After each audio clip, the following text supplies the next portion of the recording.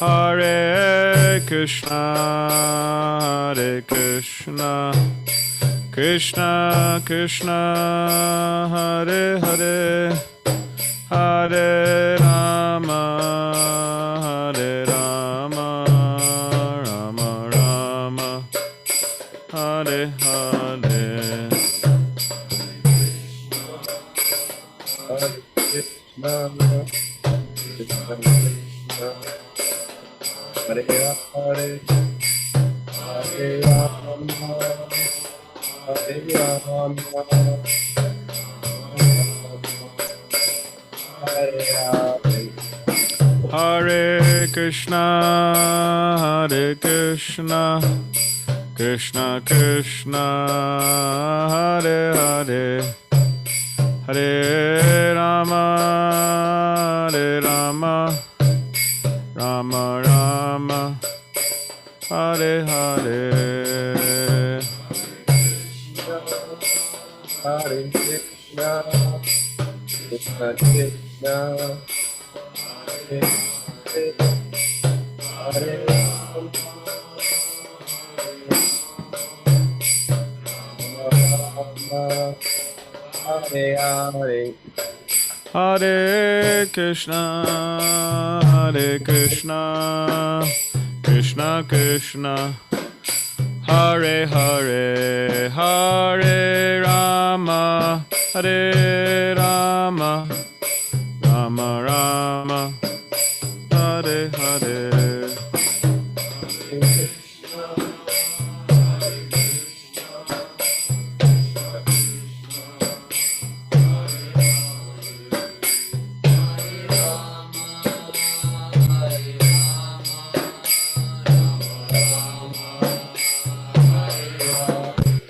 Hare Krishna, Hare Krishna, Krishna Krishna, Hare Hare, Hare Rama, Hare Rama, Rama Rama, Hare Hare.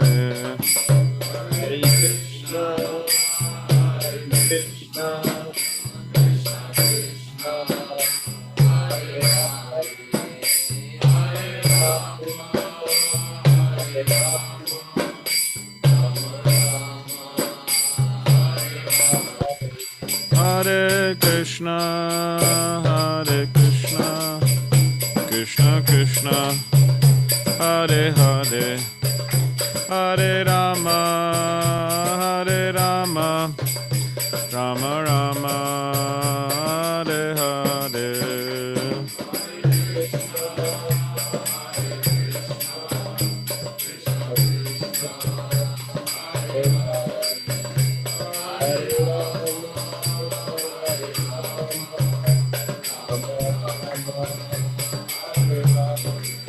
Hare Krishna, Hare Krishna, Krishna Krishna, Hare Hare, Hare Rama, Hare Rama, Rama Rama, Hare Hare.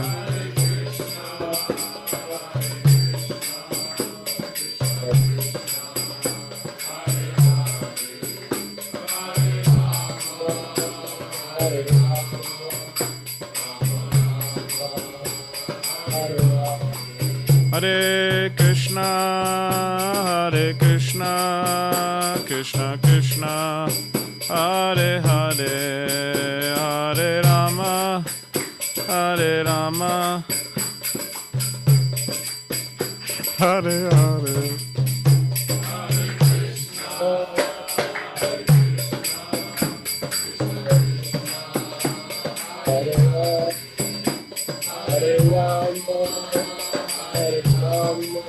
Hare Krishna.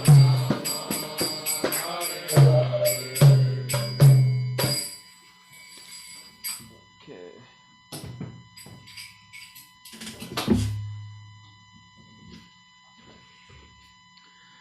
All right. Do you need to shift this camera a little bit? I just moved a little bit. I don't know. I mean, it's up to you. I don't know.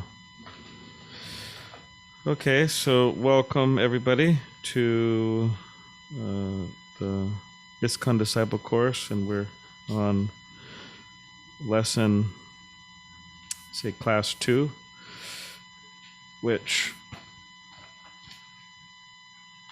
means we're on lesson 4,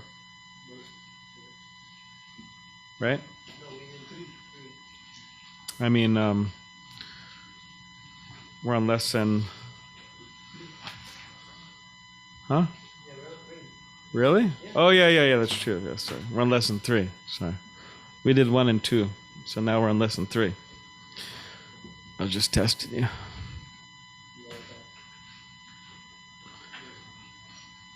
So yes, we're on lesson 3. Hare Krishna. We're on lesson 3, which is page 20.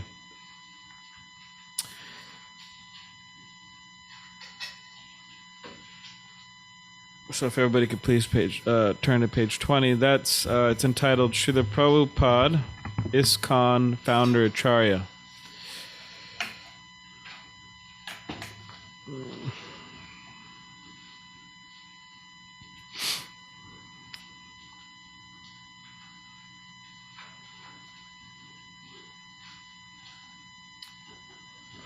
I think we're going to need another, yeah. You could come here, Shukri. You could sit right here. Actually, you three could sit at the same table right here. I know Michael's not going to be here. Michael's going to be in New York, but Jai Lakshmi is supposed to be here. Hare Krishna. Yeah, because Jai Lakshmi is going to be there. No, you should just sit right there, but you could just get another chair, please. Yeah.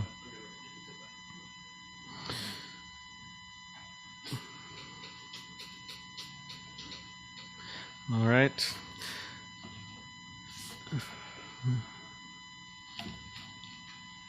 Okay, so function of the founder Acharya, page 20. Prabhupada, the empowered representative of Sri Chaitanya Mahaprabhu, ISKCON in the future. So, function of the founder Acharya. To found, okay, to give a basis or firm support to ground in a subject of instruction, to set up or establish for the first time an institution, etc., with provision for its perpetual existence. Oxford English Dictionary. So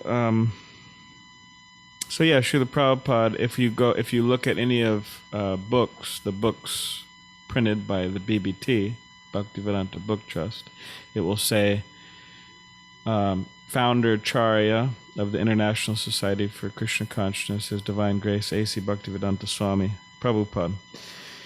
So Acharya is teacher. We went over that a little bit, right? To teach by example. It's Acharya. And founder, yeah, he's the one who established the International Society for Krishna Consciousness, 1966. So it's on all the books. It's also on all the temples. It's right there outside of our temple as well. So it's an important term, and Srila Prabhupada himself wanted himself to be known by that, founder Acharya. So there's a writing exercise for all of you. Does everybody have pens?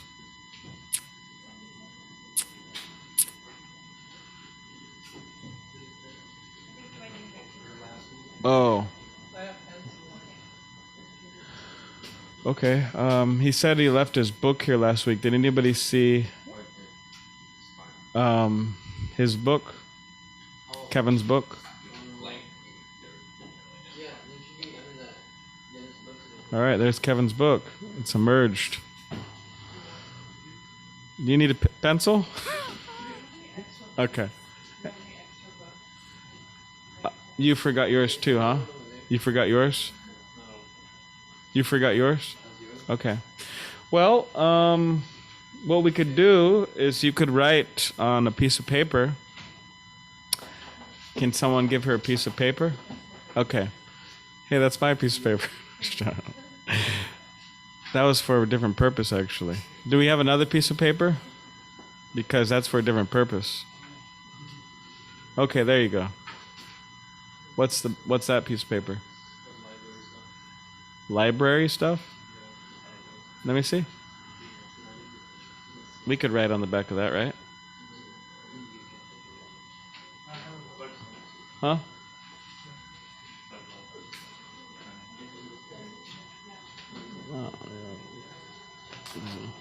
So we're gonna pass this paper around, and if everybody could all right, well, yeah, a lot of paper. So the idea is we want to pass a piece of paper around, whatever piece of paper that is, and if everybody could just write their first and last name. Of course, many of you already have done that when you signed up, but just in case, if you could just write your first and last name as you want it, like printed on the certificate, because some people they might be a junior or something, and they want that junior, JR or whatever it may be. So if you just write your name, how you want it printed on the certificate, just pass around a piece of paper, please. So who will start with that? You started?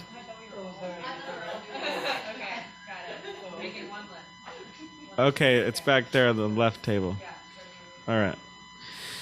Okay, so everybody has a book or a piece of paper to write, writing exercise? All right. So the writing exercise is list below ways Srila Prabhupada functions as ISKCON's founder Acharya.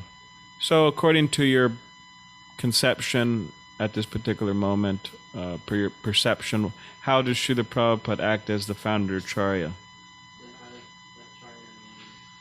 Founder Acharya means, he founded the Hare Krishna movement, and Acharya means the main teacher. Acharya's teacher, founders, he founded the movement, so.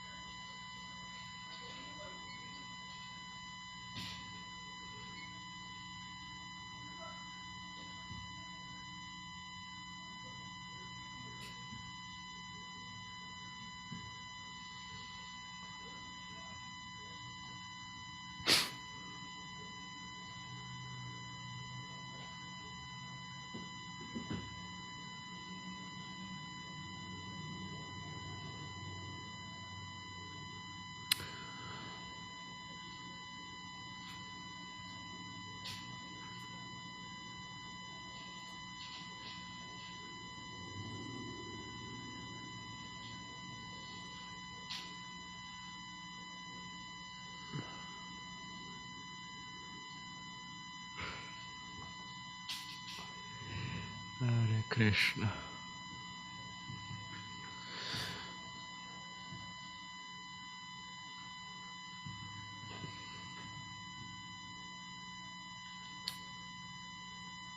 You have 2 mics. Just one? Oh, 3? Oh, wow. That's amazing. So the third mic is at the back 2 tables? Yeah, it should be, right? She has the mic back there. All right. So would anybody like to share, or who would like to share? Any? Okay. There's a mic there, just for Mayenza and others who may listen to this. Yes, yes.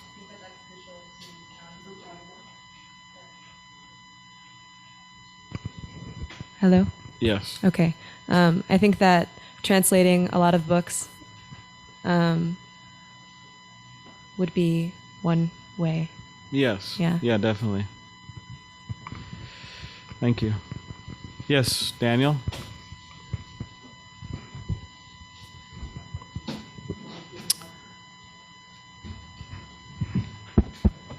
Hello?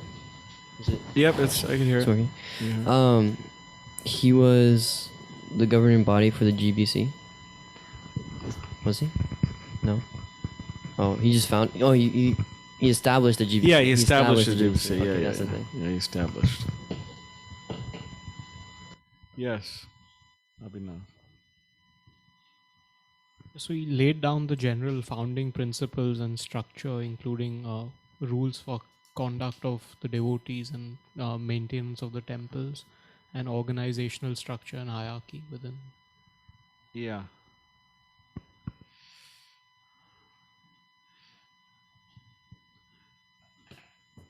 Any other? Yes. He's the spiritual bridge from the east to the west, and he's the space shuttle that went around the world as well. All right. I don't know another word for space shuttle, but that's how it's not vector is not the right word, but All right. some kind of transportational angel. All right. Yeah.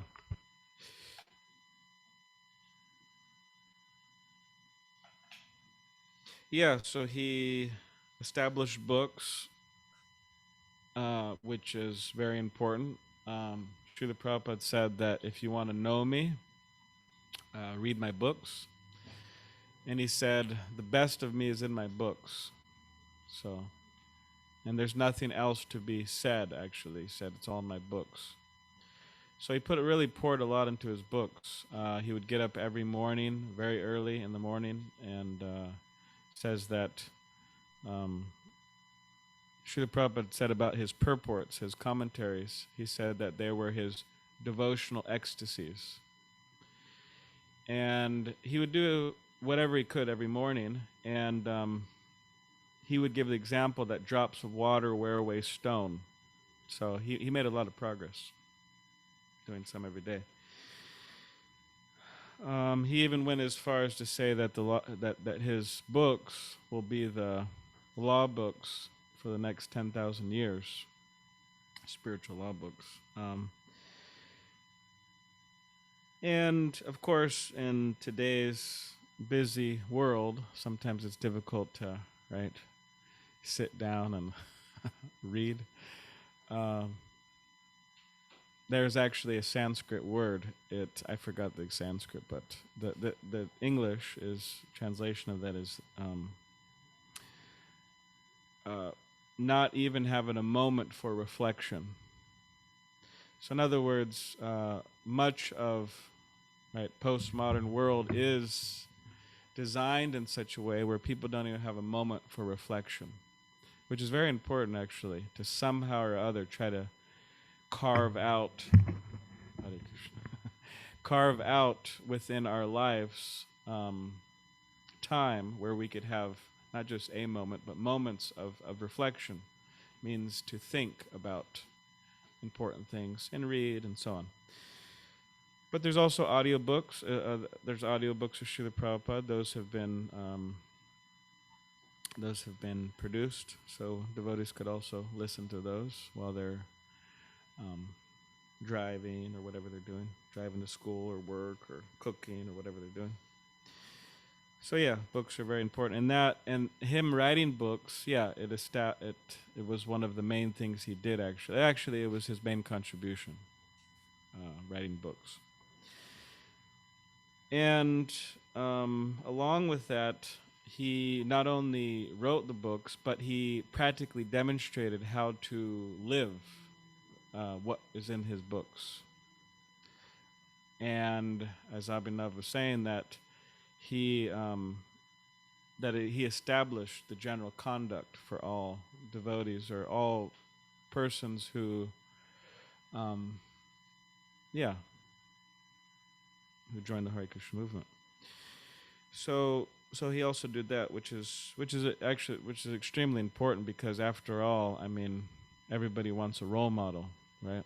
And in the world, there's so many role models, but largely a lot of these role models, I mean, they're not real role models, from at least the point of view of ancient teachings of India. They're something else. But Srila Prabhupada was a real role model in the sense that he lived a life, a saintly a life, to say the least. And we could somehow try to follow him. So he also established the GBC. So the GBC is the governing body commissioner. It's a group of devotees who the world is divided into zones up to this day. It's divided into zones. Like, for example, you have the West Coast, you have the Midwest, and you have the East Coast. That's divided into zones. And you have South America and Mexico zone, and you have Hong Kong, China, Taiwan, Philippines is a zone. You have Australia, New Zealand, Fiji, right? So anyways, Europe, right? So you're getting the idea, right? Zones. So every zone has a GBC, one GBC. And the GBC has many, you could say, co-GBCs or GBC secretaries. So, for example, on the West Coast here, which San Diego, Los Angeles, Laguna Beach, Boise, the whole West Coast, we have our Bhajanarayan Swami. He's the GBC for the West Coast of America. So if there's some issues, if there's some problems, if there's some difficulties with the temples, right? Something's going wrong. They could call him or email him and say, "Oh, can you work this out?" And he travels to these different temples and tries to encourage the devotees and deal with certain, because things come up, right? Conflicts and all types of different things come up. Even in Srila Prabhupada's day, Srila Prabhupada had a devotee who just sold the temple, a temple, and just ran off with the money. So things like that happen. So many things happen. So GBCs are supposed to help with those different issues,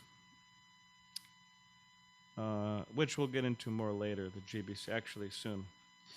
So Srila Prabhupada established the GBC. So he established this whole system of zones, and the idea is that the GBCs work together with the temple presidents, work together with the senior devotees to try to manage the temples and keep everybody alive and encourage and make sure things go on.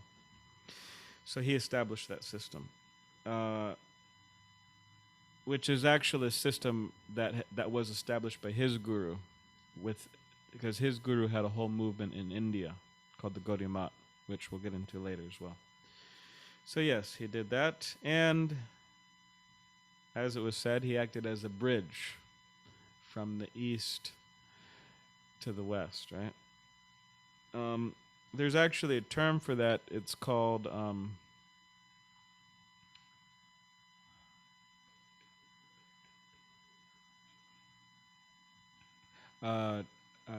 tirtha. Tirtha means a holy place, but tirtha can also mean a bridge, or you could say Dharma Setu, like we have our Dharma Setu here, those who know him. So Dharma means religion or spirituality, right? And Setu means a bridge. But particularly this tirtha means one who takes people from the side of a bridge, means like the bridge of kind of suffering and anxiety and all that negative stuff. They take them over across a bridge to the bridge to the other side of transcendence, happiness, and all that. So yeah, Srila Prabhupada definitely acted as that, and traveled throughout the world. That was another thing he did as the founder Acharya. He traveled 14 times around the globe, staying 3 days, 4 days in each place, practically speaking. And interesting enough is that each time Srila Prabhupada would arrive in a place in the world, he would just go right into the, he wouldn't, there was no jet lag, there was no, okay, well, let me sleep now. He would go right into his schedule. If it was time to take lunch, he would take lunch. If it was time for his massage, he would get a daily massage for circulation and health. He would just do that. If it was time to go on his morning walk, he would do that. If it was time to write his books, he would do that. If it was time to give a lecture, I mean, it was just amazing. I mean, who knows how he was doing? I mean, of course, it was by Krishna's mercy, and empowerment. But he had a disciple named Shrutakirti. Shrutakirti was a young man in his 20s, Italian background, and in college or in high school or whatever, he was a football player, and they would call him, Italian stallion. He was strong and energetic. Anyways, he was traveling with Srila Prabhupada around the globe, and they landed in Hawaii, and he was feeling really sick. I mean, he was just like completely just thrashed from all the traveling. So he went to the doctor, and he said, "Oh yeah," and he had whatever, some type of sickness of, anyways, so many different. I forgot exactly the details, but he was sick. So the doctor said, "What have you been doing?" And he said, "Have you been running like a, what do you call it, like a triathlon or something? What have you been doing with yourself? You're just your body is completely wrecked." And he said, "Oh, I've been traveling with my 70-year-old spiritual master around the world." And Srila Prabhupada was just going. He just kept on going. He wasn't. So the doctor said, "Okay, you have to take some rest. You have to take some rest." So yeah, Prabhupada traveled all over the world, and specifically he said he was going to encourage the devotees. And what you could do is you could look up later online. There's footage of Srila Prabhupada. It's called Following Srila Prabhupada. And it's nice.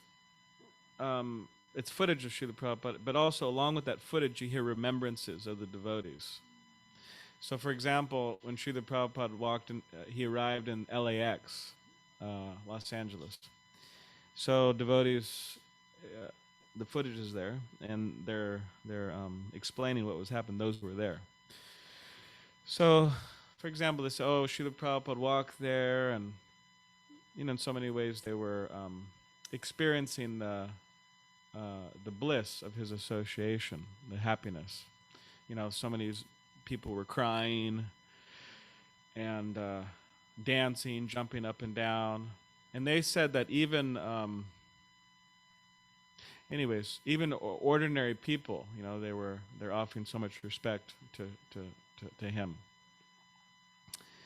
One of my friends, I remember him telling this story that Srila Prabhupada arrived in LAX, and devotees were just in complete ecstasy, and they brought him to the temple in LA, and they were walking with Srila Prabhupada chanting Hare Krishna, and they were walking him up the stairs, and then Prabhupada sat down in his seat, and the devotees were all chanting, and everybody was crying.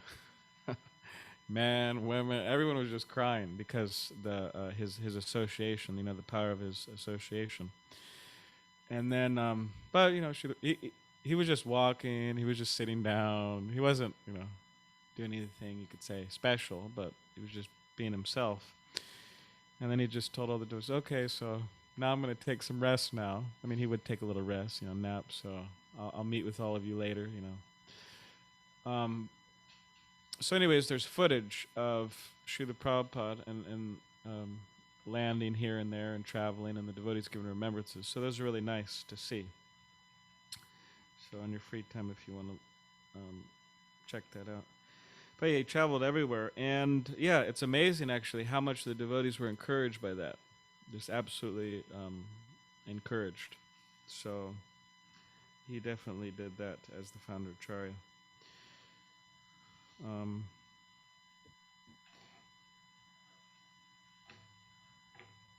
Okay, so this next point here, Srila Prabhupada has a unique relationship with every ISKCON devotee. As the founder Acharya of the International Society for Krishna Consciousness, ISKCON, and the preeminent teacher and ultimate authority within our society, Srila Prabhupada has a unique relationship with every ISKCON devotee. So the spiritual relationships are not bound by the body or by the mind or by space or time. So in other words, we could have a relationship. The Bhagavad Gita says, Najayate Mriyate va kadachan, that even an ordinary person doesn't die. The soul's eternal. So what to speak of a person like Srila Prabhupada? So we could have that relationship if we want it. So the next point here, Srila Prabhupada, the empowered representative of Sri Chaitanya Mahaprabhu. So Sri Chaitanya Mahaprabhu, right, appeared 500 years ago in West Bengal. There's a biography about him called the Sri Chaitanya Charitamrita, which those of you who like to read or like to hear audiobooks, I mean, it's an absolutely amazing book. There's no book like it anywhere. It's a book published by the BBT. It's a biography of Lord Chaitanya. So Lord Chaitanya is accepted by Gaudiya Vaishnavas, or those in this tradition, as Krishna himself, come again 500 years ago. And Chaitanya Mahaprabhu is predicted actually in scripture. Srimad Bhagavatam, there's prediction of him. Mahabharat, Vishnu Sahasranam, these different ancient scriptures predict Chaitanya Mahaprabhu in so many ways. Just as the Bhagavat Purana or Srimad Bhagavatam predicts Lord Buddha, like for those of you who were there when I gave that class, it predicts Lord Buddha as well. So similarly, Chaitanya Mahaprabhu is predicted. So the idea and what's accepted is that Srila Prabhupada is the empowered representative of Sri Chaitanya Mahaprabhu, specially empowered. So there's another writing exercise here. So it says, in the box below, list reasons why we accept Srila Prabhupada as the empowered representative of Sri Chaitanya Mahaprabhu for the modern age.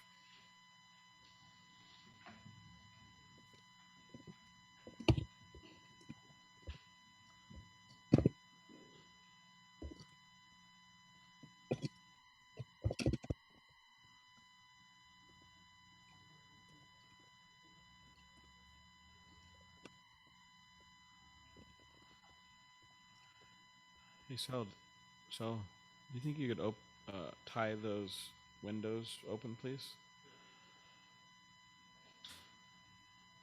So I could see that.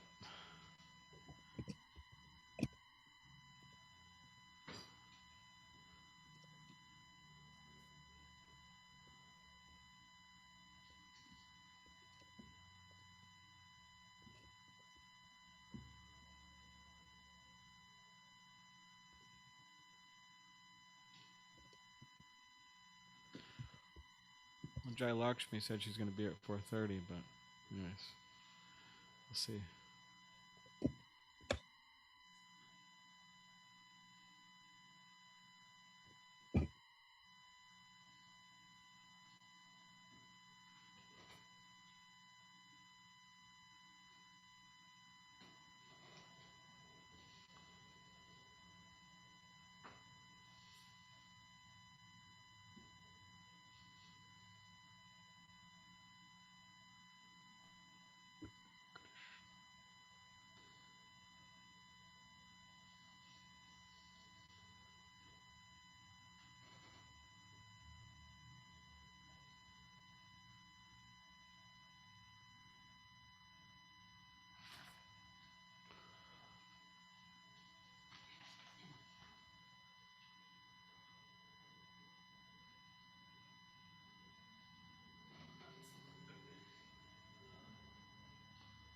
So I know he's part of the same disciplinic succession, and Sankirtan as a means for transcending.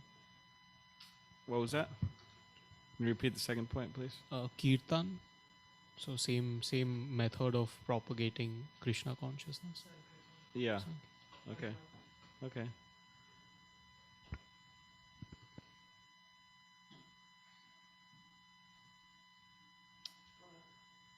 Hare Krishna. Oh, okay. Yes, Mayanza, you want to? Okay, yeah, Hare Krishna. I Hare said, Krishna. yeah, I said Srila Prabhupada showed his showed through his work the power of the teachings of Srila Chaitanya Mahaprabhu. Like he was the first person to really advocate for it in the West. Yeah. Yeah. Yeah, that's true. That's important. Thank you.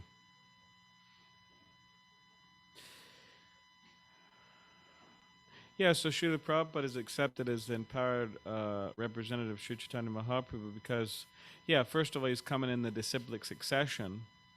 So we're on page 21. Um, so he's coming in the disciplic succession, which Krishna, right, spoke to Brahma, Brahma to Vyas, Vyas to Narada, Narada to so on. There's a whole line of gurus and students. So he's in a line, so that's important. And aside from that, as Mayanza was mentioning, he was the first one to uh, to spread Krishna consciousness in America and then all over the world. In the Chaitanya Charitamrita, it says in the Chaitanya Bhagavat, there's a prediction. It says Lord Chaitanya's biography, another biography of Lord Chaitanya called the Chaitanya Bhagavat. And the description is that Lord Chaitanya says that in every town and village, my name will be chanted. He says that. So devotees throughout time in India, they were reading that for 500 years. I mean, because Chaitanya Mahaprabhu appeared 500 years ago.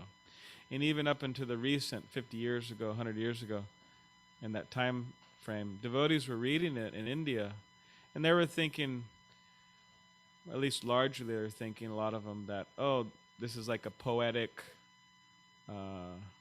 this is a poetic expression. How is this ever going to happen, right? They weren't really seeing how it could happen.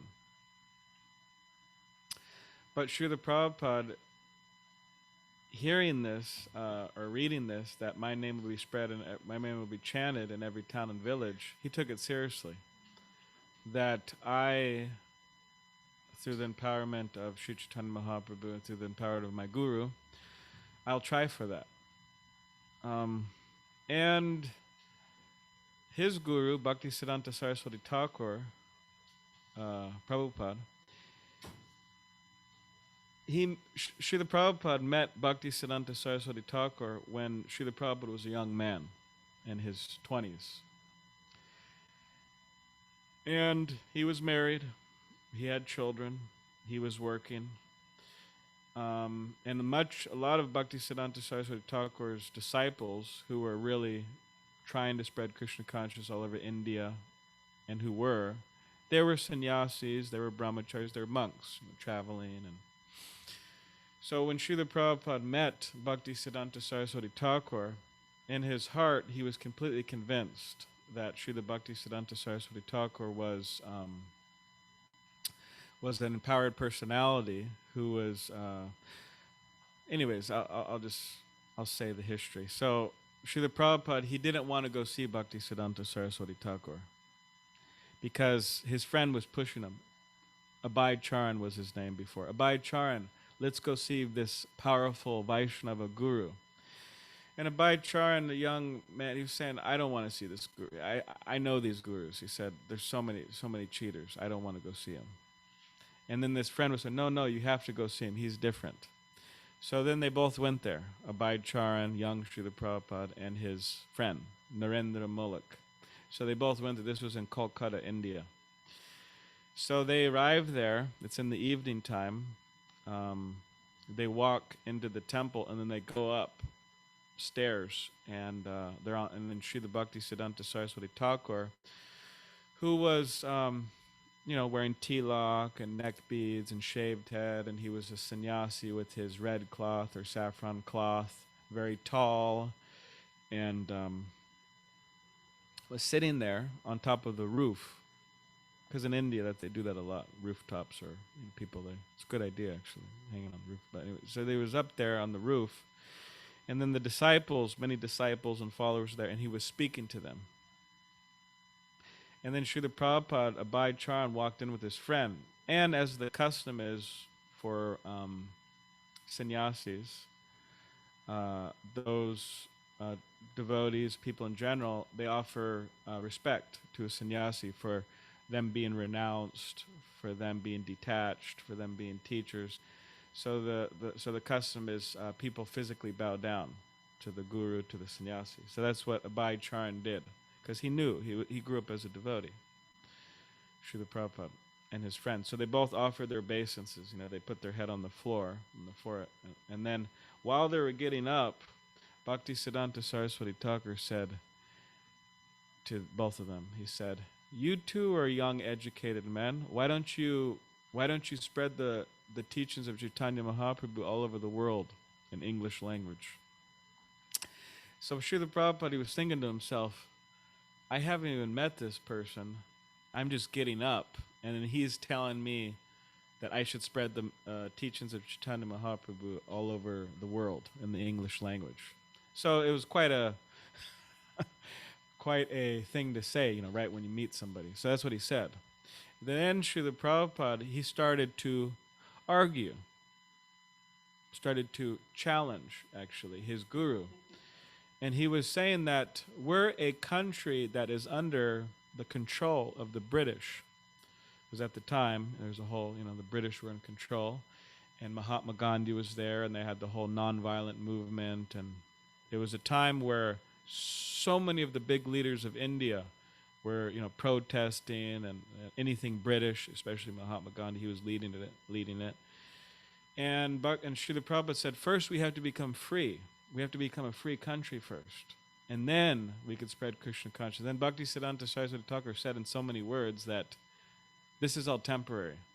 He said the most important thing is to be Krishna conscious, to spread Krishna consciousness. Krishna consciousness is so important, it can't wait for anything. So they had a whole conversation, and then Srila Prabhupada said that while leaving with his friend, and he was speaking, he said that at that particular time that he accepted Srila Bhaktisiddhanta Saraswati Thakur as his guru within his heart. He accepted him at that time. And he said that I've met a very nice, a very saintly person, Bhaktisiddhanta Saraswati Thakur. So from that, fast forward 12 years later, Srila Prabhupada gets initiated and becomes a Abhay Charan, Abhay Charanaravinda, which means Abhay means fearless, and Charanaravinda, it's referring to Krishna's lotus feet. So it means that person who is fearless at the lotus feet of Krishna. That's Srila Prabhupada. So that AC before Bhaktivedanta Swami Prabhupada stands for that, Abhay Charan. I thought it stood for, when I first, started reading the book, something like after Christ, something like that. But Abhay Charan. Abhay Charanaravinda. So,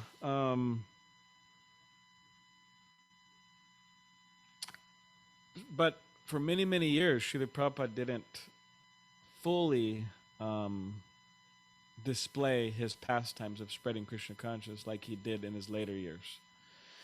But it's interesting because Bhaktisiddhanta Saraswati Thakur, so I'm bringing this all up in relation to Srila Prabhupada being an empowered representative of Chaitanya Mahaprabhu. So one time, it's a tradition, even now in ISKCON, what happens is that every year, around February, March, there's a huge, like mela, a huge gathering of devotees from all over the world. There's first there's a lot of devotees from India. That's the most population. Second is devotees from Russia. Third is devotees from China. And fourth is whatever, devotees from all over the world. And America's somewhere on the list. It used to, huh? Yeah, first so in other words, there's thousands of devotees in Mayapur.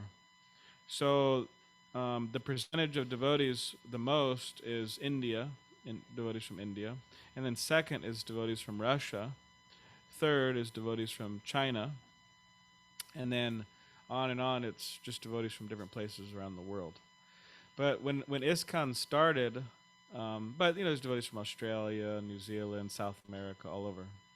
But when ISKCON first started, it was all devotees from America. So, anyways, so they all meet there February, March in Mayapur, and they go on what is called Navadweep Mandala Parikrama, which means it's like a 7-day walking parade practically all over the holy places in that area. So thousands of devotees are walking, and they camp out, and it's a huge arrangement of, they put up big tents, and, it's a whole thing, prasadam, and it's fun, actually. So, let me just finish this, and then So, this was started by Bhaktisiddhanta Saraswati Thakur, and it's still going on every year in Mayapur. They do it in Vrindavan, too. So, on one year, Srila Prabhupada, when he was a young man, he was able to attend one of those. And Bhaktisiddhanta Saraswati, his guru, was there.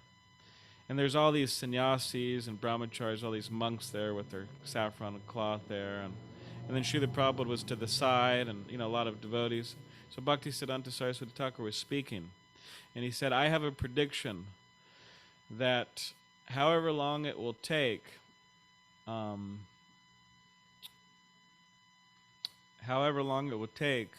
of my disciples, and he was scanning the audience, one of my disciples, and then he looked at Srila Prabhupada, will travel to the Western world and all over the world, and he'll bring the whole world back to India, to Mayapur.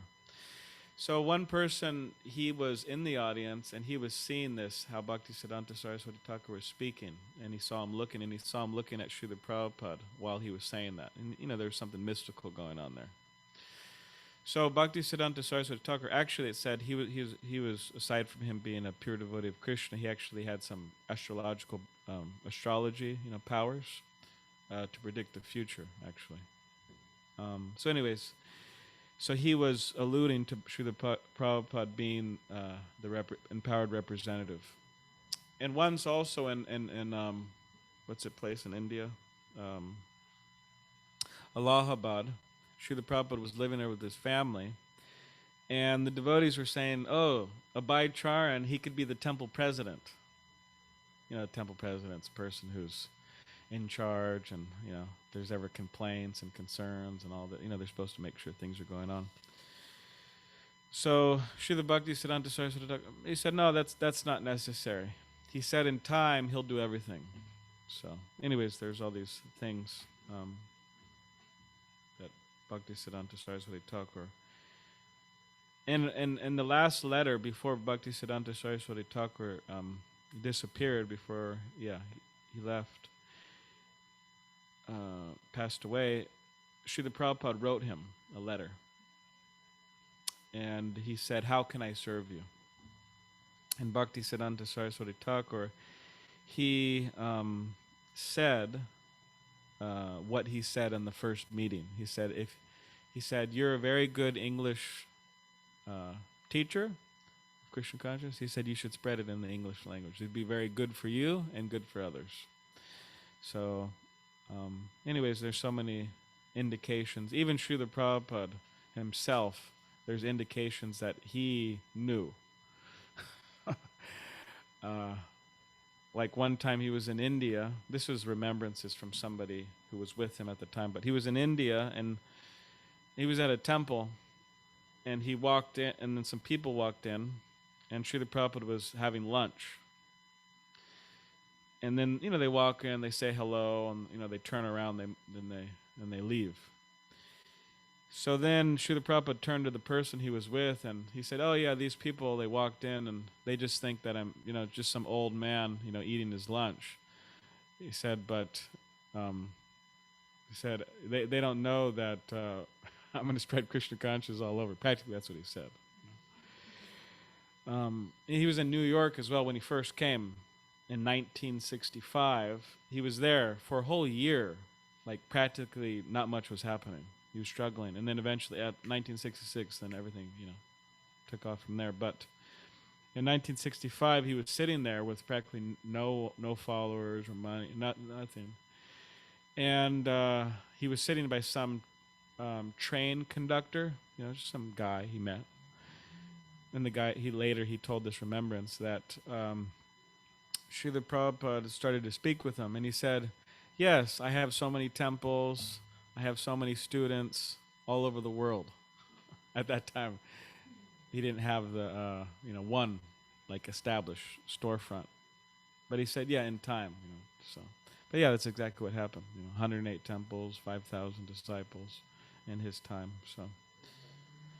So you had a question? It was just regarding the Kumbh that do all the devotees from like the temples go, or is it just people who were To able the to go? Mandala Parikrama? Yeah. Whoever has the money, Okay, but whoever has also the time. but also who takes care? Like, do people stay back and take care of the deities? Or Yes, just of course. Okay. Someone always has to be back here and take care of the temple. Yeah. Okay. So, okay, I'll just read this, and then if anybody has any questions or comments. Taking the sharp sword of this is from the Chaitanya Mangala. It's another biography of Lord Chaitanya. Taking the sword of the congregational chanting of the Hare Krishna mantra, I will root out and destroy, so this is Lord Chaitanya speaking, the demonic mentality in the hearts of all the conditioned souls. If some sinful people escape and, giving up religious principles, go to far-off countries, then my Senapati Bhakta will come at that time to give them Krishna consciousness. So Senapati means, soldier, yes, soldier. Commander, soldier, chief. So Lord Chaitanya is saying that I'm giving the holy name to everybody to destroy their materialistic mentality, demonic mentality, give them Krishna consciousness. And if some people get away, escape, and they go off to far off countries, my Senapati, this chief, commander, soldier, he'll come and give them Krishna consciousness. So that's in the Chaitanya Mangala. So Prabhupada fits that description. So does anybody have any Zoom, Mayenza, or anybody else have any questions or comments? Yeah, can you pass the mic to him, please? This is just a doubt. Prabhupada. We don't accept any doubts here. I'm just joking. No. So Sweet. when Prabhupada started off to West, Bhaktisiddhanta Saraswati Thakur passed away. Well, Bhaktisiddhanta Saraswati Thakur passed away in I think it was 36. Yeah, I think so. But it was many years before Srila Prabhupada came to America. So Srila Bhaktisiddhanta Saraswati Thakur passed away, and then many years later, 10, 20 years later, Prabhupada came here. So, yeah. Okay. All right, so ISKCON in the future. So this is another writing exercise. What can be done to ensure that Srila Prabhupada remains ISKCON's founder Acharya and preeminent Shiksha Guru in the future? So as we described earlier, Shiksha Guru, there's Diksha Guru, he gives initiation, gives spiritual name, you take vows to him. It's like a formal contract, right? Teacher and student. And then there's a Shiksha Guru, the instructing Guru, which can be many. So Srila Prabhupada's everybody's Shiksha Guru, and as we were discussing earlier, he's not our Diksha Guru, can't be our Diksha Guru. So what can be done to ensure that Prabhupada remains ISKCON's founder, Acharya, and preeminent Shiksha Guru in the future? So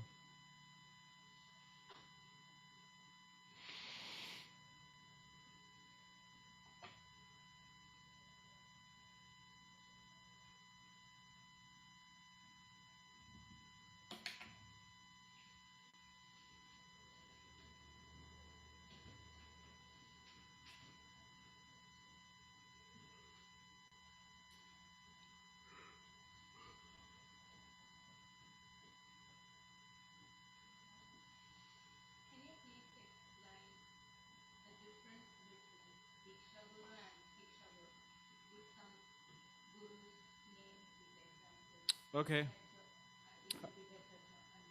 All right, sure. So the question is, can I explain Shiksha, Diksha Guru with examples? All right. So myself, could use myself example because experience of myself because, anyways. All right. So I came to this temple when I was 17 years old, and when I came to this temple, there were many devotees who helped me. For example, I became friends with the monks, which, yeah, they're not living here anymore, but we're still friends. And for example, Mahat Tattva, his name was, in Giriraj Gopal. So they would speak with me. They would answer all my questions. I had a lot of doubts, right? I wasn't just immediately, sign me up. I had a lot of doubts, a lot of questions. So they would speak with me, and we became friends, and so on. And then joining the temple when I was 18, they continued to be my friends. But aside from being my friends, I would, actually, it's that's what friends do. But I would reach out to them when I was going through some difficulty or some problem or some issue, or I had some questions about something. For example, Mahat Tattva, I would go to him regularly and just discuss with things, kind of bounce things off ideas. For example,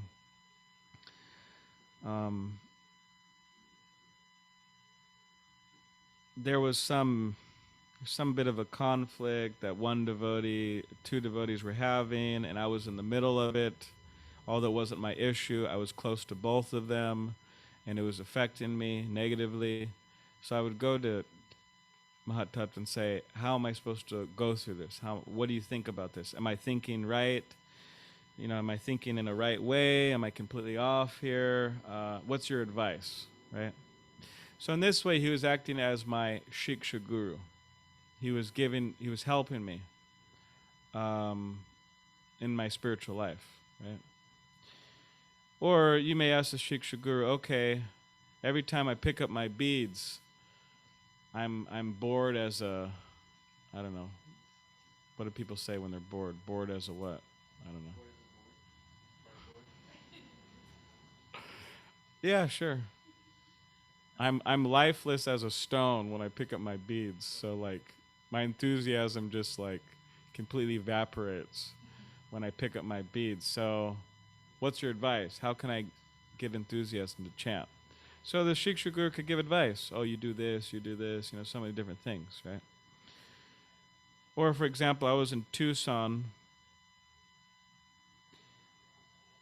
and I gave a talk there at the temple, and then I was speaking with a couple, and the wife, she started to reveal her mind to me, and she was saying how she struggles with the desire to eat meat, which was, anyways. So she just told me that, and she said, "Yeah, I have no idea why I'm telling you this right now, but I just felt inspired to tell you."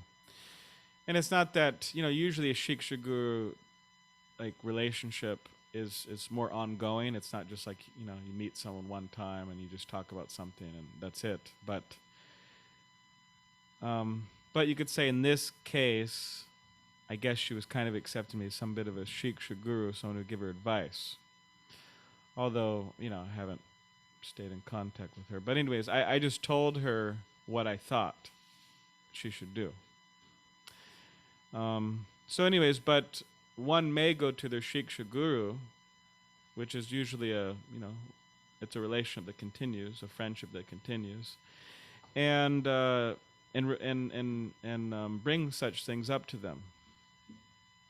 Or I'm struggling with anger. I have like heavy anger problems, and it's like ruining my relationships and whatever. So you could go to the Shiksha guru, and they'll help, give advice. But there's no initiation. It's not like he gives you or she gives you the spiritual name, or it's not like you take vows to them. It's not like, okay, I vow to chant 16 rounds every day. You don't do that with the Shiksha guru. It's a relationship, but it's not that. But with the Diksha guru, it's generally more formal, and you do take vows. I'll chant 16 rounds every day, and different vows you take, right, for the rest of your life. And the spiritual master gives a new name. So in my case, like Mahat Tattva is my Shiksha guru. He still is my Shiksha guru. And my Diksha guru is His Holiness Giriraj Swami,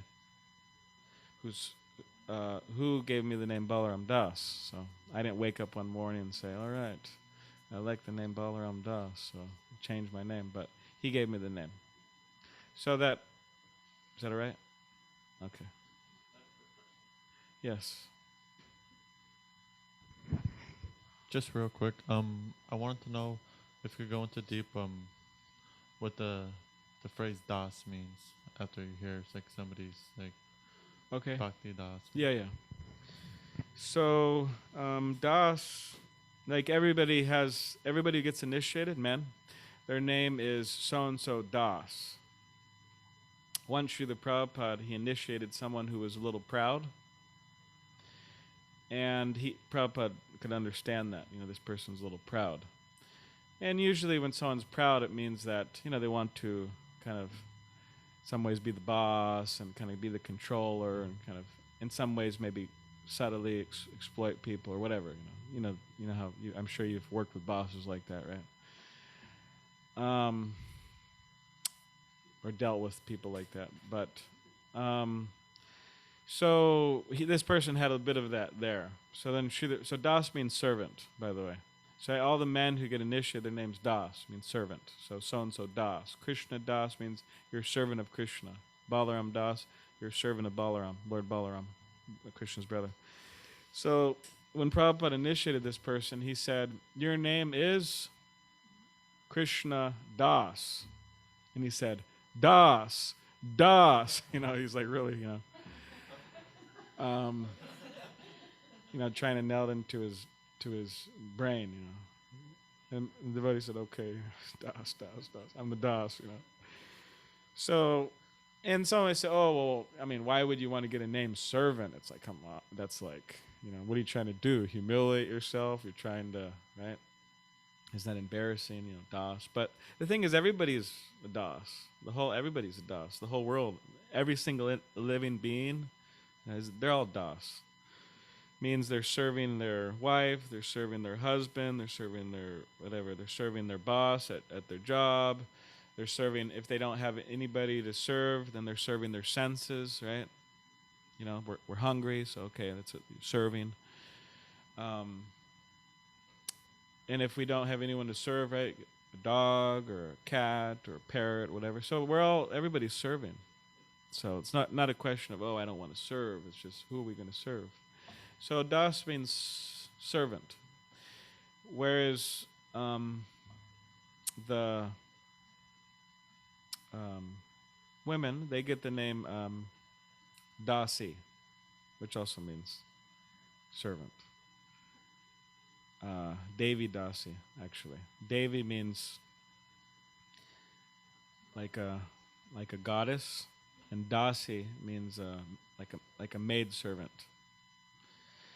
So they get the name, for example, Radharani, Devi Dasi. So it means they're servant of Radharani. Or they get the name Lalita, Devi Dasi. They're servant of Lalita. So generally, the men, they'll get names that are kind of like, masculine, Krishna Das, Balaram Das, or so on. Generally, the women get names like Radharani Dasi, or so many different names. So, of course, there are devotees, women who get the name Krishna, Devi Dasi, or Balai. For example, there's a woman in LA, her name is Balai, Devi Dasi. Balai is the name for Balaram. So her name is Balai Devi Dasi.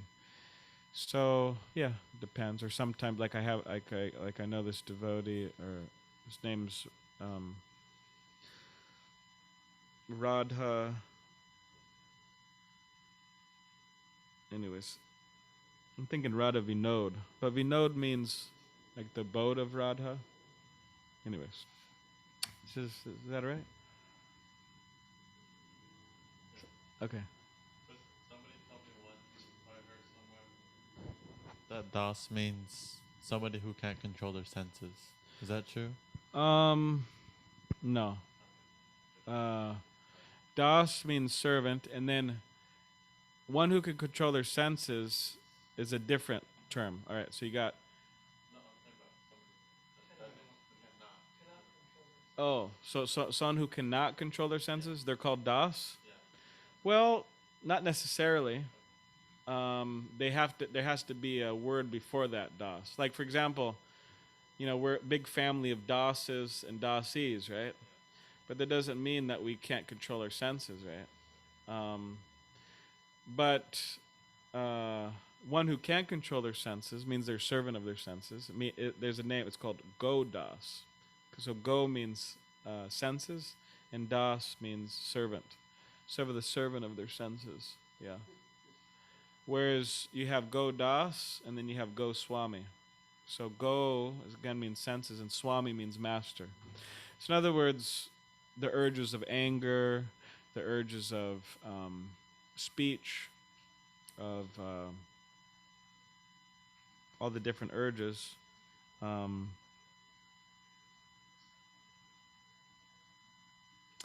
A Goswami controls those. In other words, they're not controlled by their lower self, you could say. So.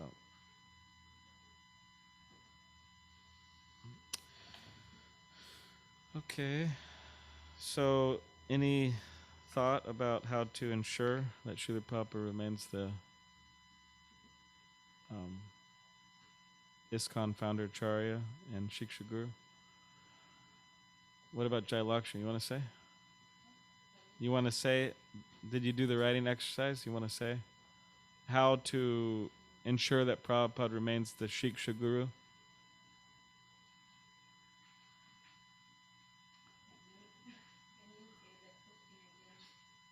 Okay. The question is, what can be done to ensure that Srila Prabhupada remains ISKCON's founder Acharya and preeminent Shiksha Guru in the future? Can you speak a little closer?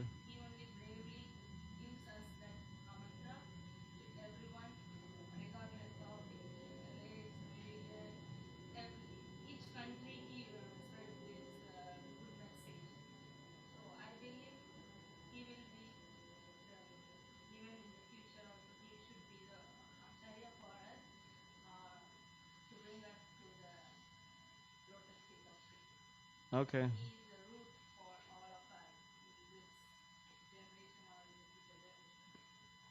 Yeah. All right. So to be, yes. My answer, yes. Oh, sorry, I was muted there for a second.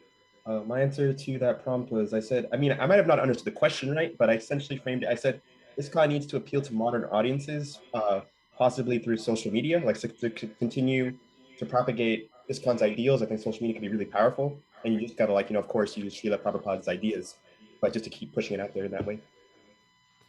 Yes. Yes, that's true. Yeah, definitely.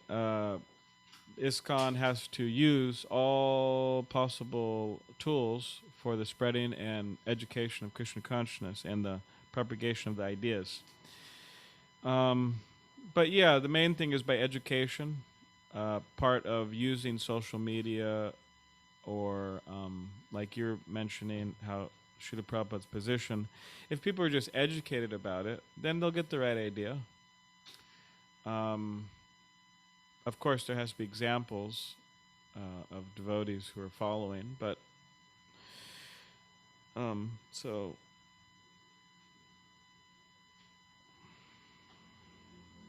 yeah. All right, so the next quote, I also thank you very much for your appreciation of my books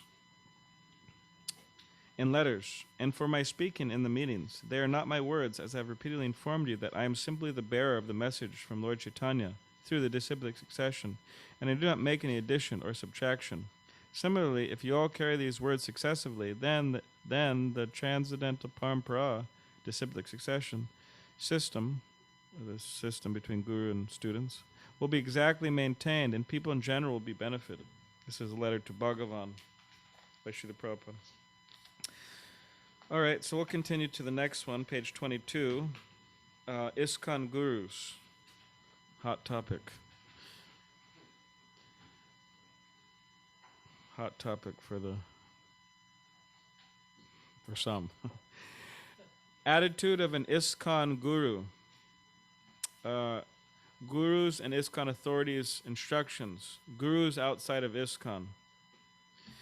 So one thing is, I'm saying a hot topic because the thing is, whenever somebody rises to a particular position of fame or some type of power, spiritual power, everything, there's going to be two groups of people, three groups. One group, they're going to be just hating him or her, right? And another group is going to be, right, following or liking them at least, right, loving them. Another group would be maybe a little neutral. So it's like that also within the ISKCON world, that there's many gurus, and there's groups that really just try to drag them down and hate on them, and all through guess what? Everybody, internet. It's a fast way to get the news out. So I'm speaking kind of, you could say, frankly about these things, because it might be things that just devotees have to deal with. They don't have to deal with them. Personally, I don't read any of that stuff because I think it's a bunch of garbage. And even if it was true, some type of, this person did that, this person did that. Okay, but things, they have a saying, right? Everything, in other words, things will become clear. Things will become clearer. In other words, if somebody's not acting as a guru properly, that will all come out eventually. Why do I have to sit there and meditate? I have other things I need to do. I can't focus on that. So in other words, what I'm trying to say is that I always just advise devotees not to get into that, because it might just be made up. What if it's made up? Like, for example, I'll give you an example about myself. Again, sorry. But I was in the temple for 10 years, and somebody came by, one devotee, he came by to the temple. And my friend, Tirtha Mahatattva, he was not happy with his devotee. And I won't get into the details, but the devotee was just offensive in many ways, and he contacted his guru and said that, Mahatattva's guru, and said that he was, doing this and doing that, and it was a bit of a strange thing. He was like bad-mouthing him to his own guru, So imagine you have your guru, and then somebody calls up your guru and starts bad-mouthing you, and he was doing that. So anyways, and for so many reasons, I felt that his mood was just not very respectful, not proper, right? So anyways, Mahatattva, he told this devotee that, he came for breakfast. He said, you could finish breakfast here, but, afterwards, I think it's good if you just leave, because you have toxic people around. People, there are such a thing as toxic people. I mean, just look on the news; they exist. People say, "Oh, they don't exist." Of course, everybody's good. Deep down inside, might be really, really deep down inside, but there's some toxic people out there. It's a fact. So toxic people, what does it mean toxic? Toxic means poison. They poison the atmosphere, the devotional atmosphere. People poison. So on that basis, Tirthamaj was saying, I think you should leave. So anyways, I was there, and this devotee, he started to speak with me. And yeah, I got a little irritated. I didn't lose my temper on this particular occasion, and generally I don't, somehow or other, whatever. And I didn't there either. But I did express my my feelings to him. Now, what does that mean, right? I didn't use any foul language or anything like that. But I expressed my feelings to him, and I chided him. I kind of, you would say, chastised him, or I kind of pointed out some faults in his behavior and his particular mood. And my intention ultimately was to try to help this person. It's not that I'm just trying to correct people for fun or something. I don't need to do that. I actually prefer not to correct people. But anyways, so I did that. So fast forward, and a month later, he got onto, right? Guess what? Social media. Got into social media, and he started to write how, yes, this happened, and Tirthamaj asked me to leave, and then Balaram, the senior monk, came out, and he was just, told me this and told me that, and how offensive these guys are, and I can't believe this has happened in ISKCON, right? And there was like a huge, I still don't have social media, and maybe I'll get it soon, so I could, like Mayenza was saying, participate in the more, through social media. But I don't have it. I didn't have it then. I don't have it now. But anyways, but my friend showed me all of it. There's like a huge, what do you call, feed of people's comments. How I was a demon, and so many things. Now, interesting enough is that I've never seen these people in my life, and I never talked to them. I've never met them. We've never met in person. I've never seen them. I'm not on social media, so it's not like they know a bunch about me. They don't probably know anything about. They don't know anything about me. That's a fact. Besides this, but they're all commenting,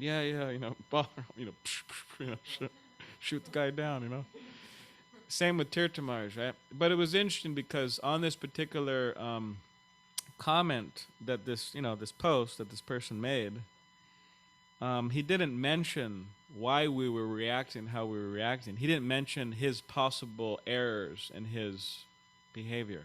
Like, literally, he didn't mention it at all. And then I was joking with devotees, because it was 10 years, it was about 5 years ago. So I was joking with devotees, said, all right, I'm becoming a senior devotee now. I finally got some criticism online, directed towards me. All right, So what I'm saying is that if people read comments about whoever, this guru, this devotee, that devotee, how are they to know that it's actually true? They're just taking people's word for it. I mean, I had somebody, maybe that's a sign I shouldn't say it. Anyways, people use threats against people. Oh, if you leave me, then I'll tell people, this and that, and people use threats. In other words, people make stuff up, fabricate things. So better just stay away from it, and depend on your Shiksha gurus and senior devotees to guide you to a Diksha guru, and you depend on them. Is this person authentic? And you depend on, like we said, we don't get too sentimental, but there is part of it is heart to heart. It's an affair of the heart, accepting the spiritual master guru. Of course, it has to be done logically as well. But we depend on the Shiksha Guru and the other devotees to help guide us. Not just like, all right, well, let me do a search on all the gurus and see how good they are. All right, well, you might see some good stuff, and you might see some ugly stuff. And the Shiksha gurus and the senior devotees, they'll tell you, actually, this person, there's some rumor about him, and based on my experience with him, and based on my convictions, I think you better not take shelter of this person. They'll just tell you up front like that. Anyways, so it's kind of a. But my conviction is that there are many authentic devotees worldwide, very inspiring, very sincere, just like Vaisheshka Prabhu, those who went to see him in Laguna Beach. He's very inspiring, very nice person, nice devotee, advanced. So, but I'm just trying to, bring that up as well, just being kind of frank with all of you. So, all right, so we didn't even start, and we kind of went off into this. All right. So, hot topic. Attitude of an ISKCON guru, gurus and ISKCON's authorities, instructions, gurus outside of ISKCON. Attitude of an ISKCON guru. What do you consider is the appropriate attitude in general for an ISKCON guru, current and future? So this is another writing exercise. In regard to the teachings of Srila Prabhupada, the authority structure within ISKCON. So what's the appropriate attitude for a guru in relation to the teachings of Prabhupada and authority structure within ISKCON?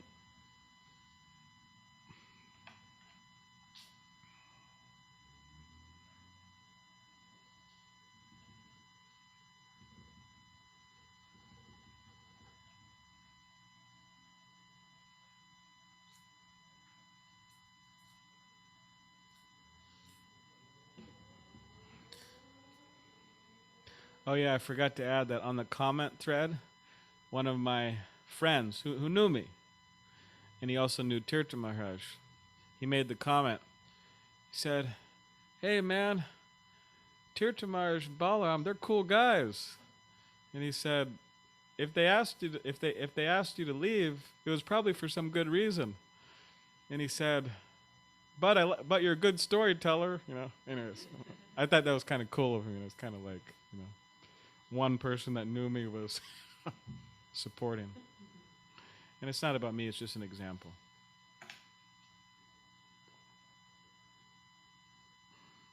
That was funny.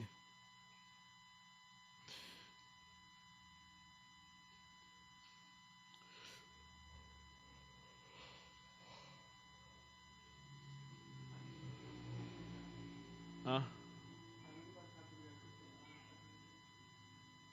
You should get another certificate? Yeah, because you're taking the course again? That's funny.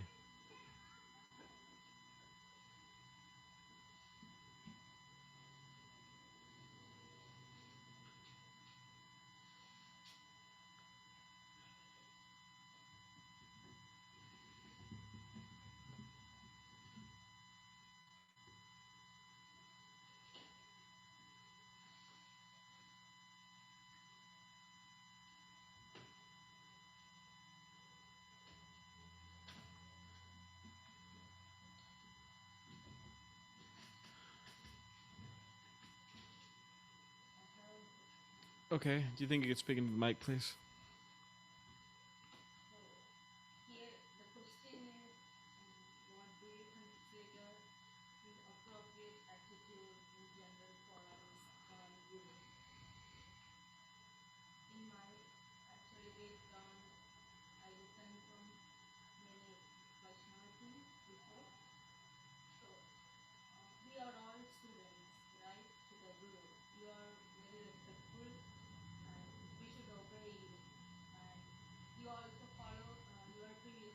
Yes.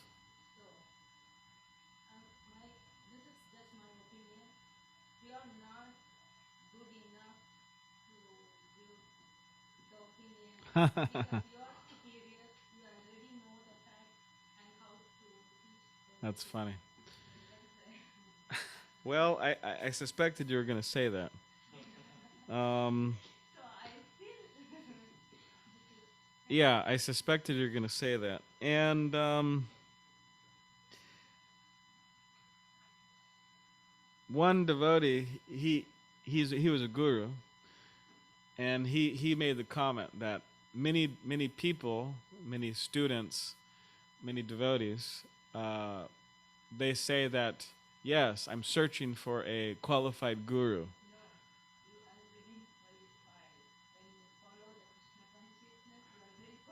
Yeah. Yeah, I understand what you're saying, but so they were saying, yeah, he was making the point that many devotees say, I'm looking for a qualified guru. And then he was saying that similarly the spiritual master, there's an idea like that as well. He said, I'm looking for some qualified disciples. So so anyways.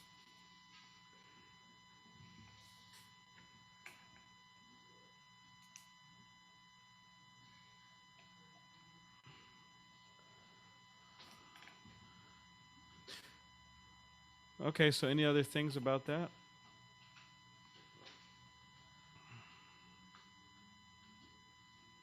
Yes. Devotion to teaching the teachings with wisdom and clarity. Yes. That's very essential.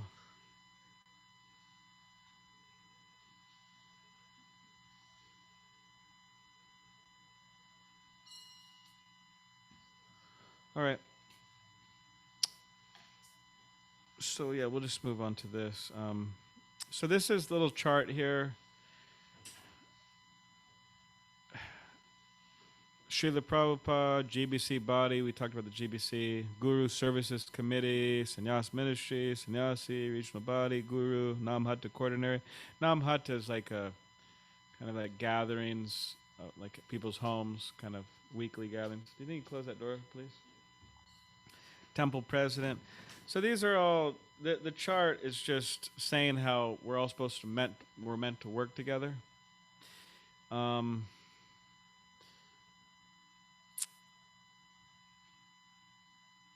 in other words, part of this chart is to explain that the guru, although he's in that position, that very important position, he also is in a society and has to work with other groups of devotees and other people. He's not just like a solo, right, person. Now, of course, when some people, they see this chart and they think it's like minimization of the guru. They think, oh, the guru's just kind of, right, somewhere there on the chart, on this kind of chart. So, but yeah, that's important. We don't want to minimize the guru, and but also there's this idea of like, what do you call, people sometimes they deify, right? Oh, my guru's God or something like that. That's like the other end of the spectrum. So we don't want to do either of that, deify the guru or minimize. In many ways, I do appreciate this idea of not deifying the guru, but respecting extremely, like a lot. Like for example, in India, I went to a particular temple, and there's the deities, and then there's the pictures like we have in the temple, Srila Prabhupada, Bhaktisiddhanta, all the gurus, right? And then it's actually per like ISKCON law, due to, there's a lot of history, but we don't put the pictures of the gurus in that line. Actually, anywhere on the altar, you won't see. Maybe a little hidden somewhere, but you don't really see that. When I was in India at ISKCON temple, they put a picture of the guru, right there, the next one right there. And in many ways, I appreciated that they had the faith, my guru, he's in the disciplic succession, and I appreciated that.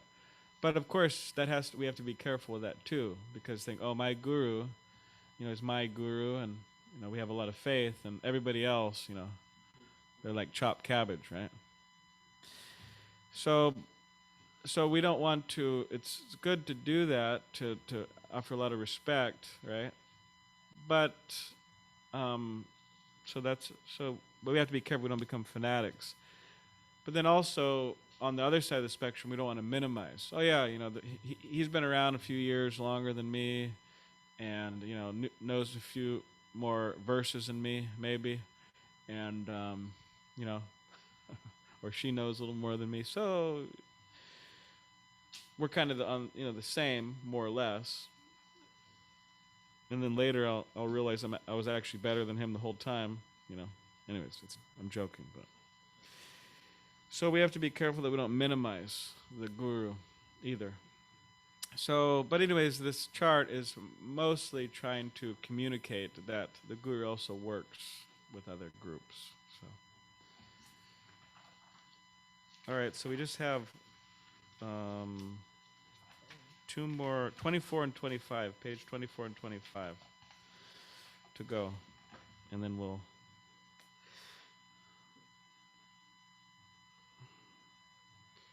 So, so far I've never done this. Perform a short skit showing an inappropriate way of dealing with a situation wherein the instructions given by one's local ISKCON authority differ from the instructions given by one's guru. An appropriate way of dealing with a situation wherein the instructions given by one's local ISKCON authority differ from instructions given by one's guru. So how is that complicated for you, right? All right, so based on this teaching, this course a few times,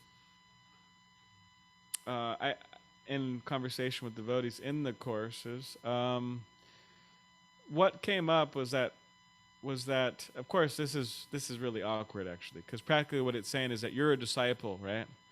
And then you have your guru, and then you have some temple authorities, and they're saying different things. So what are you supposed to do as a disciple? Huh? Get on social media. Go on social media and talk about it? Yeah. I can't believe it. My guru and my temple authority, they're saying something different. And now I'm going to another temple, and I'm going to accept another temple authority, another guru. Yeah. Yeah. So the example that was given, that devotees brought up, that I thought was nice, was that, let's say that the guru, and it was just so awkward, but you have difference of opinions, and you're kind of in the middle. But let's say that your guru, he wants to raise $1 million to build some big temple in Escondido, right? But the temple authorities are saying, we're not going to focus on that. We're going to focus on this other project. We're actually really close to getting, our 5th food truck. And aside from that food truck, we really need your help to, travel around and cook and this and that. And, you don't need to spend much time on that, right? So there's conflict. Okay, what are you supposed to do? My guru is saying this, the temple authority is saying this.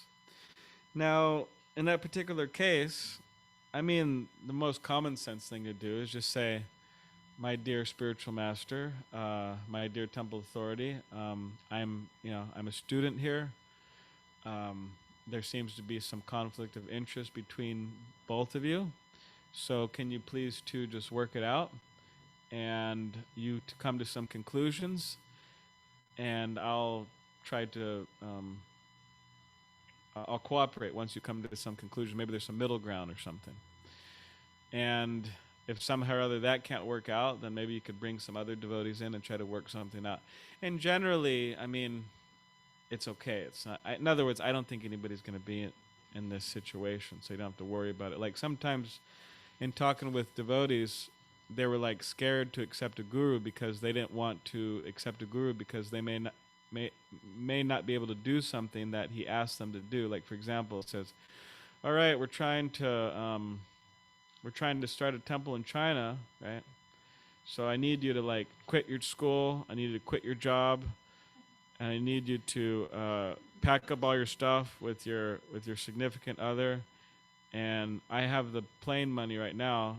I'm actually looking at plane tickets right now while I'm talking to you online, and I'm about to buy you a ticket right now. So, you ready or what? You're my disciple, right? You know.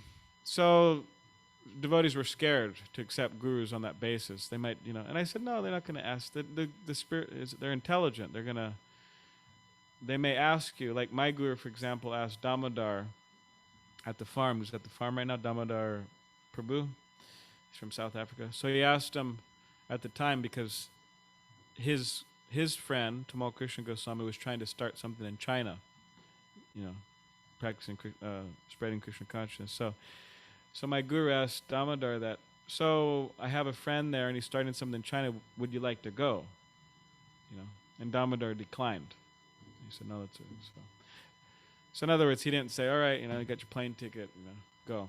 So the guru won't do anything like that. Of course, Srila Prabhupada at the particular time, he was quite, devotees were, starting the movement. It was amazing. Prabhupada, it said he'd be sitting on his desk. He'd be sitting on his desk, sitting there. And, this thing's falling here.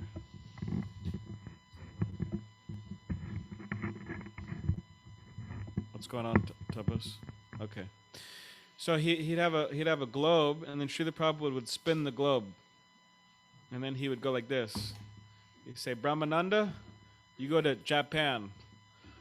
And he'd spin the globe, and he'd say, Guru Kripa, you go to Australia, like that. And devotees would do it.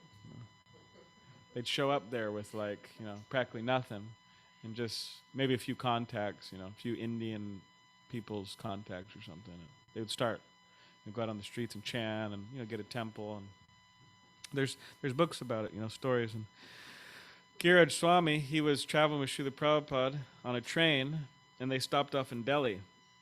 And this man was there, and he said, oh, Prabhupada, we should start something in Delhi, New Delhi.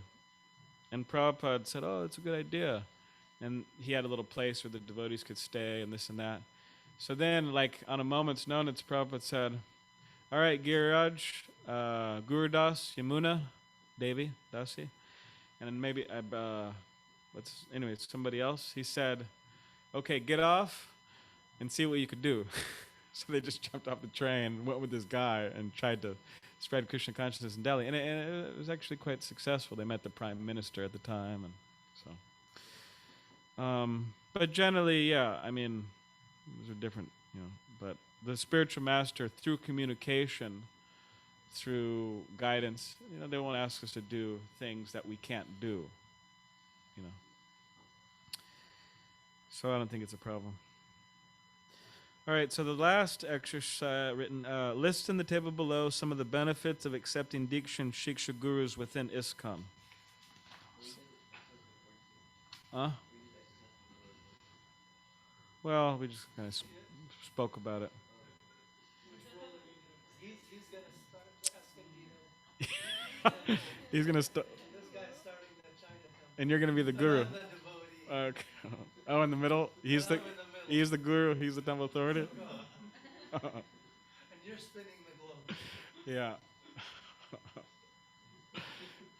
Daniel's the guru spinning the globe. Hey, I want you to go to China. Then Saul's saying, hey, we really need somebody here to, I gotta get to devotee class. Okay, last benefits.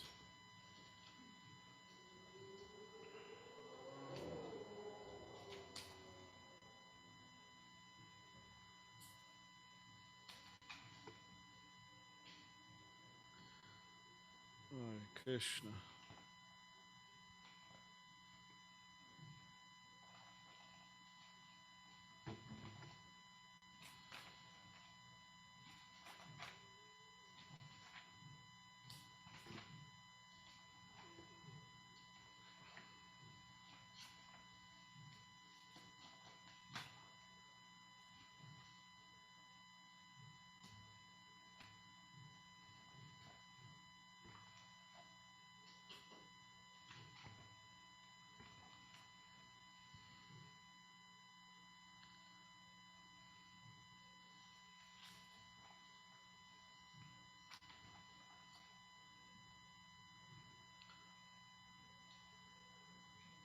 Yeah. So, not regarding this. So like any Diksha Guru will give a overall instruction to all the like all his disciples throughout the world, like saying, "Hey, all my devotees work for me and send like do this thing like that." Work for me and send the Lakshmi. Something like that. No. Not like send me Lakshmi, like what you told. I'm thinking of this project, like wherever you are, just. I mean, like in communication with the disciples, they may bring things up. Like, for example, let's say a guru needs help with something. You know, they want to spread Krishna consciousness in Nigeria or something, or whatever. Not Nigeria, New York, right? And there needs to be some more devotees there. So they may talk with some of the disciples and say, "This is what I'm thinking. You know, would you like to do it? Do you have time?" And sometimes the disciples say, "Oh, Guru, you know, I can't do it. I have commitments here, this and that." Or so in communication, yeah. And all Diksha Gurus are usually sannyasis, bro. Sannyasis, yeah, but there's also brahmachari gurus. There's also householder gurus, like Vaisheshika Prabhu. A brahmachari guru is like Dhruta Karma. Remember, he came here, he gave a talk. He's a scientist at the Krishna Lounge. He gave a talk. He's a guru, Diksha guru. Sannyasis, yeah, so many sannyasi gurus. And then there's also householder, Vaisheshika Prabhu, up there in Bay Area. So you could be in any, social status and be a Diksha guru.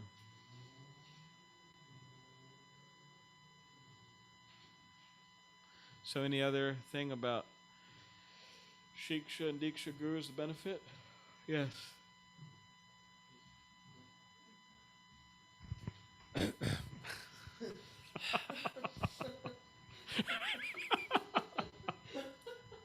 I read somewhere in the Gita that I believe Krishna said to approach a self-realized person Yes. whom has seen the truth Yes. and Chapter render 4. service to them, they will impart to you the knowledge. Because they have seen the truth, yeah. Chapter because 4. they've seen God face to face. Text 8, I think. Tadvidhi pranipatena. So I've been pariprashena lacking sevya. that part. And I'm unqualified in here to figure this one out. Yeah, it says that in the Bhagavad Gita, Krishna says, Tadvidhi pranipatena pariprashnena sevya ubadakshati te jnanam jnaninas tattvadarshanaha. That to approach a guru and to, inquire and, render service and this and the guru will impart knowledge because they've seen the truth. So that's a benefit of approaching Diksha and Shiksha gurus, that they're able to help us see the truth. Yeah. Yes. This is my commentary on this question was Diksha Guru is good for basically your main concerns on spiritual advancement. As for Shiksha Guru, it's more for like the details. Yeah, Shiksha guru maybe more day-to-day basis, more details. Yeah, that's true. Diksha guru. I mean, the main thing about guru, it means guru is a person who inspires us. They have to inspire us.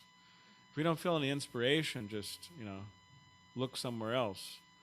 I mean, of course, we should be appreciative and respectful, but we should note that the guru is a person who inspires us. Shiksha guru, Diksha guru, they should really inspire us. In other words, we should feel encouraged in their presence. We should be encouraged when speaking with them, when hearing from them. And if we're not, then we shouldn't accept those people as Shiksha guru, Diksha guru. So they're inspirational figures. All right, so there's just a few more minutes, and then we'll read some of these quotes here. Those who accept the service of Diksha Guru or Shiksha Guru in ISKCON, so this is a GBC statement on the position of Prabhupada. Those who accept the service of Diksha Guru or Shiksha Guru in ISKCON are required to be exemplary and representing Srila Prabhupada's teaching in their words and personal behavior. The Shiksha Guru gives spiritual instruction and the inspiration on behalf of Srila Prabhupada and our Guru Parampara, disciplic succession. The Diksha Guru gives spiritual instruction, inspiration, formal initiation, a spiritual name, and later imparts the sacred Gayatri mantras to a qualified disciple as a service to Srila Prabhupada and our disciplic succession. Gayatri is some other mantras that the Guru gives, that devotees chant every day, 3 times a day. They call that second initiation. Means gives the mantras. Bhaktisiddhanta Saraswati Thakur, at the time of his departure, requested all of his disciples to form a governing body and conduct missionary activities cooperatively. He did not instruct a particular man to become the next Acharya, but just after his passing away, his leading secretaries made plans without authority to occupy the post of Acharya, and they split into 2 factions over who the next Acharya would be.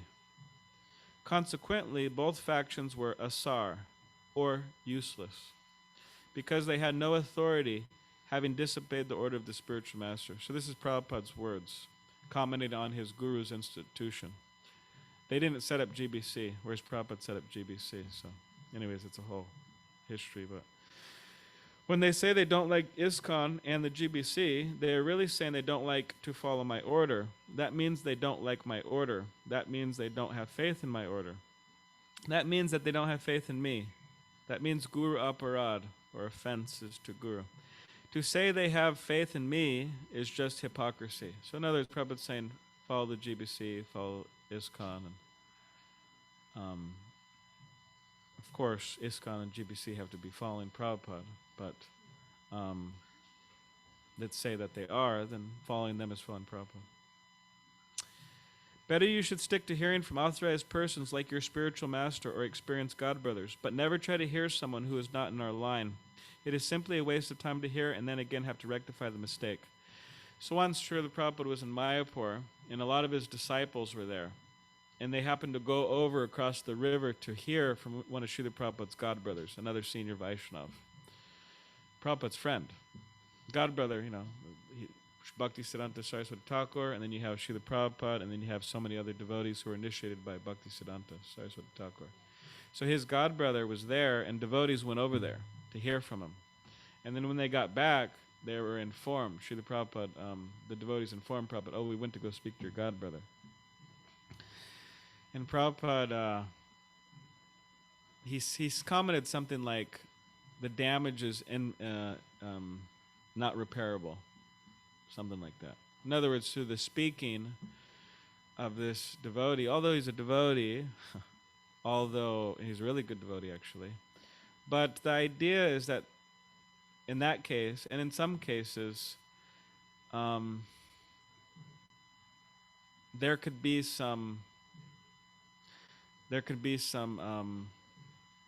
transference of because after all we're talking about consciousness. Consciousness is very subtle, and we get affected very easily, practically speaking. So negatively and positively. So the idea is that, like for example, if I'm somebody's guru, right? And that particular person is speaking with somebody who doesn't like me. But that person doesn't really make it known that they don't like me. They just subtly, in the conversation, based on their envy or based on whatever it is, they're just not liking me. They add some stuff into the conversation, even subtly. That poisons the faith of that particular person in me, or in whatever me, but in someone as a guru. And you say, oh, what's the big problem? Well, I mean, it's like if you love somebody, like the disciple and the spiritual master, it's a relationship ultimately of transcendental, right, affection. So if they have affectionate relationship with someone, and you have someone trying to undermine that, right? It's like if you're married. Just imagine you're married and you got somebody whispering in your ear, yeah, your husband, this and that, and trying to like undermine his goodness, and you have faith in him as a good person, and let's just say theoretically he's a good person, you know, but the person's like based on envy or whatever, trying to undermine that. So when it says here, Srila Prabhupada says here, oh, better not hear from them. It's not a question of like, oh, keep in our group or sectarianism or something like that. It's just a matter of preserving, you could say, the devotional consciousness, preserving the sweetness of relationships. Like, for example, it was one example, okay, of poison. Srila Prabhupada, his disciple, his godbrother, he wanted to translate Bhagavad Gita. And then one of Srila Prabhupada's students went to him and was speaking with him. And this godbrother was speaking to Srila Prabhupada's disciple, Bhakti Chura Swami. And he was saying that I want to translate Bhagavad Gita into Bengali. And then Bhakti Chura Swami said, oh, Prabhupada already did that. In other words, what do we need another Bhagavad Gita for? Prabhupada already did that. And then this godbrother said, oh, Prabhupada's, that's ABC. He said, I could give PhD. So in other words, he said, someone say, oh, well, what's wrong? He's just saying he could give PhD. Well, what's going on there practically is he is, you could say, undermining Srila Prabhupada's position. In other words, if in the devotional realm, if you say, if somebody is claiming that your guru is like a neophyte or a beginner, doesn't know what he's talking about, I mean, he's supposed to be somebody who knows what they're talking about, who is qualified. So if somebody's trying to like subtly, and maybe not even consciously or whatever, however you want to say it, if they're like undermining that, that's actually a big disservice. So therefore there's this idea, oh, better not hear. Of course, when this comes up, sometimes people think, oh, that just sounds too weird, don't hear. But it's also the principle of confusion. So anyways, I hope that makes some sense. Okay, so last two. I have now issued orders that all my disciples should avoid all of my godbrothers. They should not have any dealings with them or even correspondence, nor should they give them any of my books, or should they purchase any of their books. Neither should you visit any of their temples. Please avoid them. Yeah, all Vaishnavas are authorities to preach Krishna consciousness, but still there are degrees of authorities. On the whole, if his, Ban Maharaj, one of Prabhupada's godbrothers, motive is to suppress me, and that is why he has come here, how we can receive him? He has already given one professor a wrong impression. He may be treated as a guest. If he comes to our center, give him prasadam, honor him as an elder Vaishnav, but he cannot speak or lecture. If he wants to lecture, you can tell him that there is already another speaker scheduled, that's all. So there's a lot of history about this. It's a huge history. I mean, Prabhupada, after Bhaktisiddhanta Saraswati Thakur's institution went up in flames practically, after his disappearance, they were fighting for years. Litigation, lawyers, India. Sometimes things take a long time, but going back and forth, who's the Acharya, who has the property, and so on. I mean, I'm just saying it's just a fact. It's unpleasant, but Prabhupada was saying, please, my godbrothers, let's get together. Let's spread Krishna consciousness together. Let's serve our guru together. He was saying that for years. And even when Srila Prabhupada came to New York City, he was writing letters to them. Please, you come here. You send men. You establish the temple as the Gaudiya Math. I don't want to be the founder of Acharya. You practically was saying that. I'll work with you. But they weren't responding. And they didn't respond. And,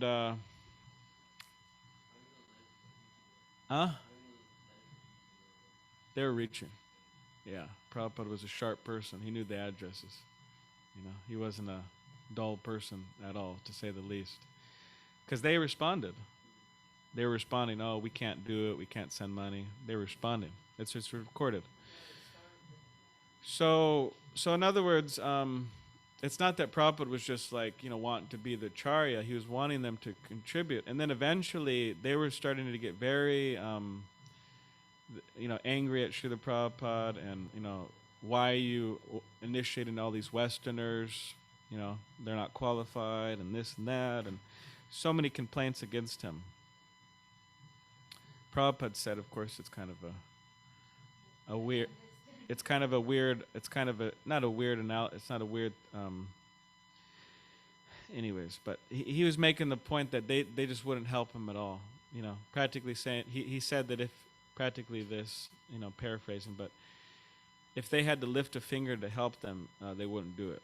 To help him, they wouldn't do it. So it's not that Prabhupada is just, not liking his Godbrother or something. But he was just saying for the protection of the devotee's consciousness, don't. So anyways, it's a huge history, and I hope that, makes sense to some degree. But yes, is there any questions or comments about any of this? Yes.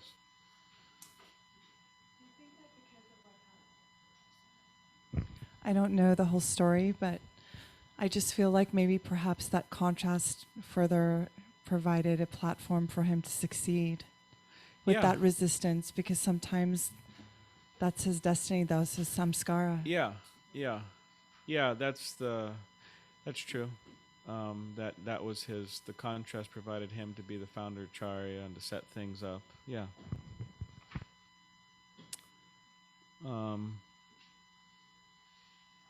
But the thing is, this course is not supposed to be like a course where it's like, because those other groups still exist, Gaudiya Math and other groups, coming in that line. So the course is not supposed to be like a course where we, badmouth other Vaishnava groups, and they're all devotees and they're practitioners or followers of Chaitanya Mahaprabhu, and there's gurus in those other groups, and there's advanced devotees and pure devotees, and it's just saying historically this was the case, and even nowadays amongst some of them, not all of them, but amongst some of them, they still, at times I've seen practically, like, with my own eyes and my own ears, they try to undermine Srila Prabhupada's position and ISKCON's like standing. Such things as, Prabhupada, he's like a blue collar guru in essence. You come with us, you come to our group, and we'll teach you higher things. We'll teach you the higher things, and but this is a misconception, because actually Srila Prabhupada gave us everything. Everything's contained in the Hare Krishna mantra, and he gave us everything. So, anyways, so we respect other Vaishnava groups and everything like that, but it's just somehow or other the course, how they designed it. They bring these things up, and because it's brought up, I'm discussing it here. We're discussing it here. So, all right, I think that's about it for the time. And if you have any like questions, percolating in your minds about any of this, or kind of like things that don't exactly make sense or something like that, then yeah, please, write them down and think about them, and we could discuss them in the future. So the next week we'll do lesson 5. So now actually there'll be a children's school here. So whoever could help dismantle the tables and take out the chairs. I just had the Sunday school teacher looking at me, peering through the window.